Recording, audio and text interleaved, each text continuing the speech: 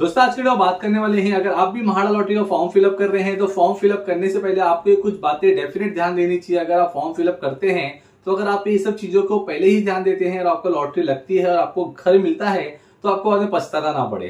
क्योंकि बहुत सारे लोग को ऐसा होता है कि जब उनको लॉटरी लग जाती है और लॉटरी लगने के बाद में उनको बहुत सारी दिक्कतों का सामना करना पड़ता है, या उनको लॉटरी लगने के बाद घर पसंद नहीं आते, वहां का प्रोजेक्ट पसंद नहीं आता, बहुत सारी दिक्कत देखने मिलती है। इसलिए अगर आप भी फॉर्म फिलअप कर रहे हैं तो आपको इन सब बातों का ध्यान देना होगा फॉर्म फिलअप करने से पहले। तो क्या क्या बातें हैं हम देख लेते हैं।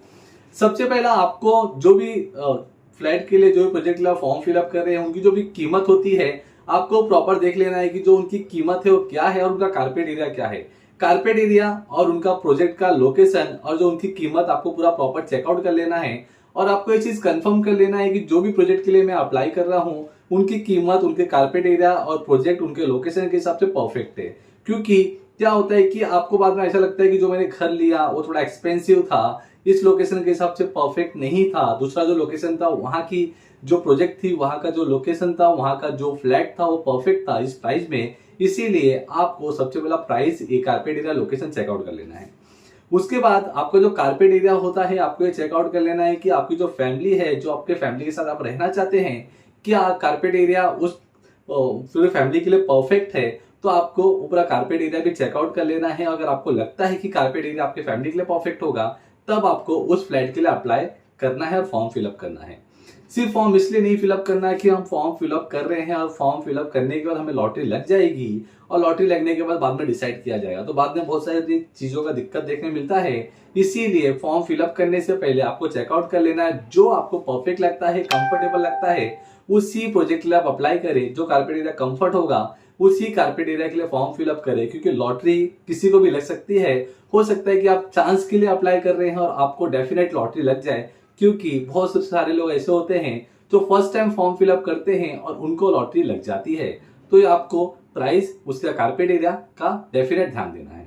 अब आ जाते हैं प्राइस जो घर की है, उनकी जो प्राइस होती है, समझो अगर मैंने किसी प्रोजेक्ट के लिए अप्लाई कर दिया जिसकी कीमत 50 से 60 लाख रुपया है और जो मेरा इनकम है वो सिर्फ 25,000 से 30,000 है मंथली का, और उसके बाद जब मेरे को घर की लॉटरी लग जाती है और जब मैं लोन के लिए जाता हूँ तो जो मेरा इनकम होता है और इनकम कम होने के कारण मुझे इतने का लोन नहीं सैंक्शन हो पाता, जिसके कारण मुझे आगे दिक्कत देखने मिलती है।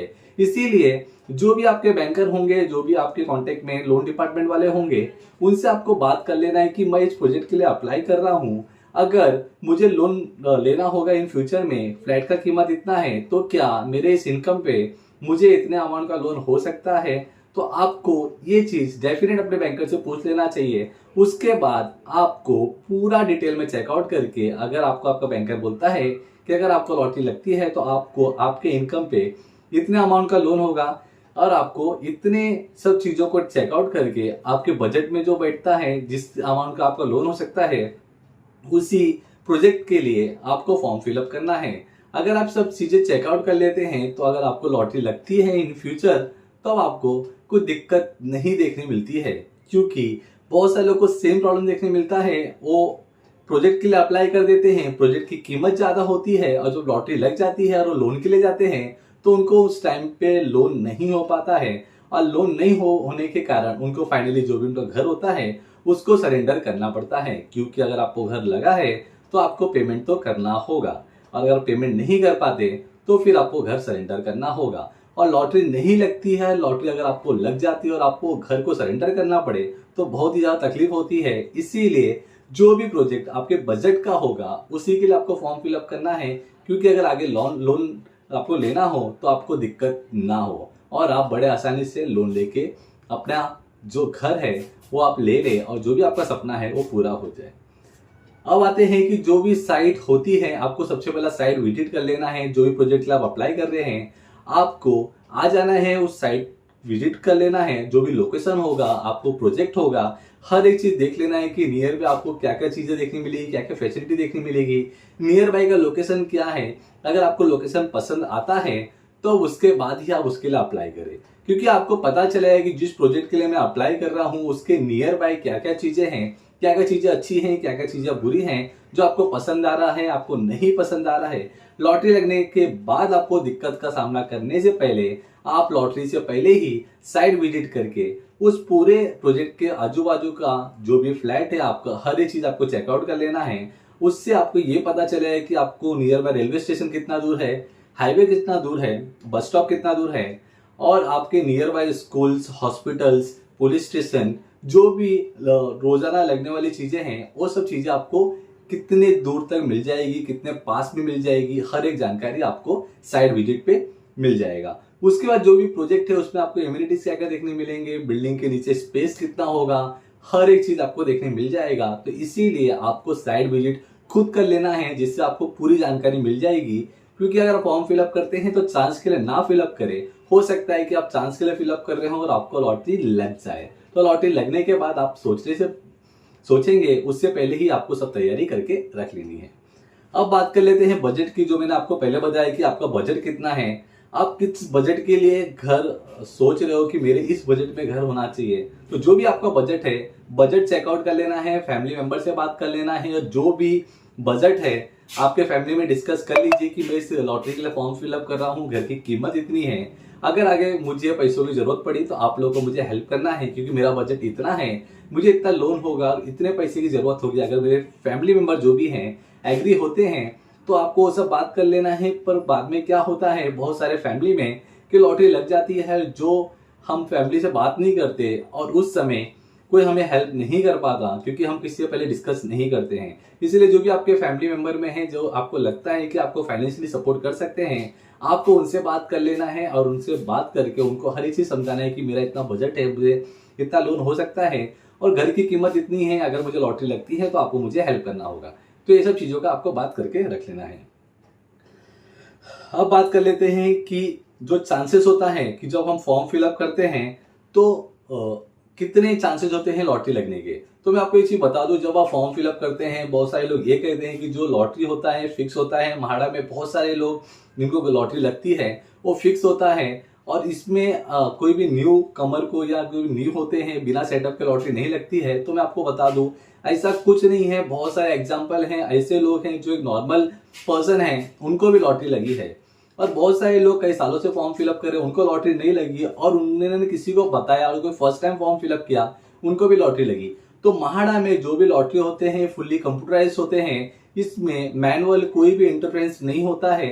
तो इसमें जो लोग भी कहते हैं कि लॉटरी फिक्स होता है, तो आपको ये बात दिमाग में डाल लेना है, अगर आप फॉर्म फिलअप कर रहे हैं कि जो भी होगा फुल्ली कंप्यूटराइज होगा। अगर हमारे किस्मत में घर होगा तो हमें लॉटरी लगेगी, वरना लॉटरी नहीं लगेगी। अगर आपको लॉटरी नहीं लगती है तो आपको ये नहीं सोचना है कि पूरा लॉटरी फिक्स था। फिक्स कुछ नहीं होता है, किसी के बातों में ना आए, आप निडर होकर फॉर्म फिलअप करिए। एक ही बात अपने दिमाग में रखिए, अगर हमें किस्मत में घर होगा तो हमें डेफिनेट लगेगा, किस्मत में घर नहीं होगा तो हम नेक्स्ट टाइम और नेक्स्ट लॉटरी में अप्लाई करेंगे। तो आपको ये विश्वास रखना है कि इसमें कुछ भी चीटिंग नहीं होता, फुल्ली ट्रांसपेरेंट होता है। जो भी लॉटरी होगी आप खुद अपने आंखों के सामने चेकआउट कर लेते हैं। अब बात करते हैं कि नंबर ऑफ फ्लैट कितने हैं। जो भी आप स्कीम कोड के लिए अप्लाई कर रहे हैं उसमें फ्लैट कितने हैं। अगर उसमें फ्लैट कम है तो आपको ये बात का भी ध्यान देना है कि यहाँ पे आपके चांसेस कम होंगे, फ्लैट की कीमत कम है, फ्लैट कम है, तो यहाँ पे कंपटीशन ज्यादा देखने मिलेगा। आपको ये बात का भी ध्यान देना है।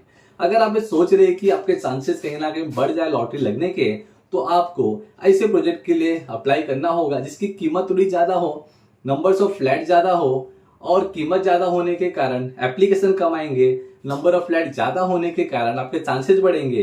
तो इसीलिए आप अपने नंबर ऑफ चांसेस बढ़ाना चाहते हैं तो आपको इस बात पे ध्यान देना होगा कि जो आप स्कीम कोड के लिए अप्लाई कर रहे हैं उसमें घर कितने हैं, और घर के साथ साथ जो उसकी कीमत है वो कितनी है। तो थोड़ा अगर आप हाई बजट में जाएंगे और नंबर्स ऑफ घर ज्यादा होंगे तो वहां आपके चांसेस ज्यादा होते हैं लॉटरी लगने के लिए। तो अगर आप भी महाड़ा लॉटरी के लिए फॉर्म फिलअप कर रहे हैं तो आपको ऐसे फ्लैट के लिए अप्लाई करना है या स्कीम कोड के लिए अप्लाई करना है जहां पे कीमत थोड़ा हाई हो और नंबर ऑफ फ्लैट ज्यादा हो। अगर आप ऐसे प्रोजेक्ट के लिए अप्लाई करते हैं तो आपके लॉटरी लगने के चांसेस कहीं ना कहीं बढ़ जाते हैं, क्योंकि वहां पे जो एप्लीकेशन आते हैं कम आते हैं और फ्लैट ज्यादा होते हैं तो आपके चांसेस बढ़ते हैं।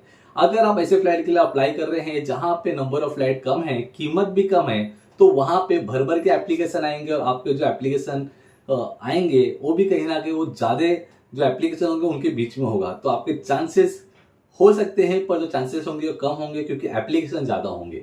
इसीलिए आपको उसमें भी स्टडी करना होगा कि कौन सा ऐसा प्रोजेक्ट है जहां पे फ्लैट ज्यादा है, कीमत थोड़ा हाई है, जहां पर एडजस्टमेंट कर सकते हैं। ऐसे स्कीम के लिए अगर आप जाएंगे तो आपको लॉटरी लगने के चांस कहीं ना कहीं बढ़ जाते हैं, क्योंकि नंबर्स ऑफ एप्लीकेशन कम आते हैं।